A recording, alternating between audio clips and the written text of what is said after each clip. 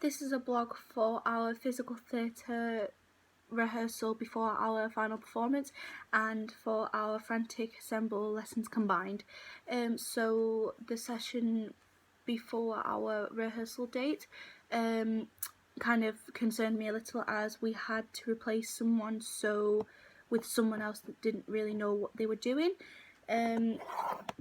So this kind of concerned me a little, as someone else could mess up other people's weeks of work, but hopefully they'll be able to get on with it because they've just joined, so it's not really their fault. Other than that, everyone knew relatively what they were doing, and everyone was focused and disciplined and knew what to do, where to be and how to do it. I was feeling confident with my chat-up line, with the chat-up line formations and things like that, and the running order of it.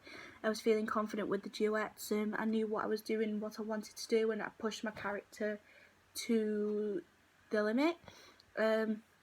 So I was really pleased about this and feeling confident that I knew knew what to do and was prepared for the show. So I wasn't really feeling any concern or anything like that.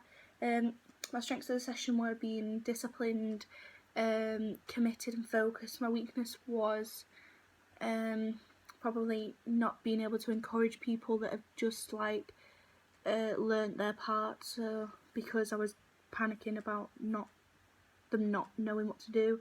And my target for the show is to solely work as a company, as this is what we need to do. Okay, on to Frantic Assembly blogs. So the first lesson, we brainstormed ideas. So I had this idea of someone running slowly through midair while people are carrying them. So this turned out to be Katie. So we tested Katie being lifted just by her arms and her legs, running slowly through the space, and this looked really nice, so we actually used this as an idea. And then we wanted to show the mangling of the body, so we wanted Katie tumbling and rolling over in the air, which we struggled to make neat. So we were struggling where people should let go and things like that. But with a little bit of help from Rach, we managed to find out where people should just let go and drop on the floor to make a pool, because the piece is called Pool No Water. So when I let go of Katie, my support is no longer needed, I drop to the floor and get into the formation ready to make a pool.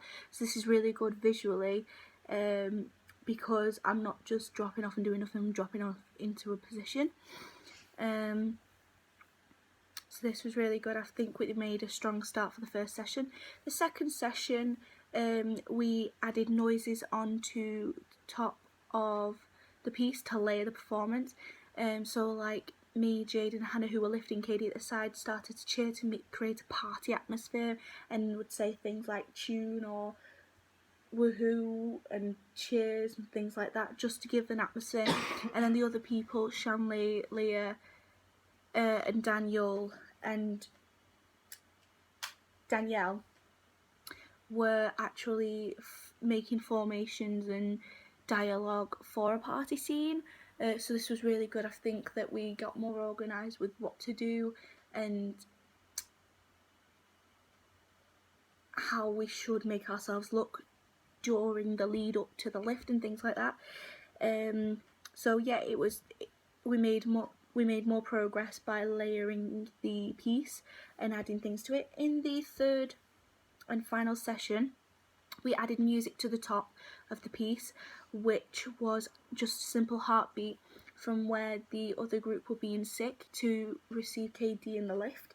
I think that this was a really good and nice touch to it. I suggested that we needed to add music to it, and I think a heartbeat created tension in it, which was really nice. It just needed something else layering on top of it, and I'm really glad that we tried this out because it really worked.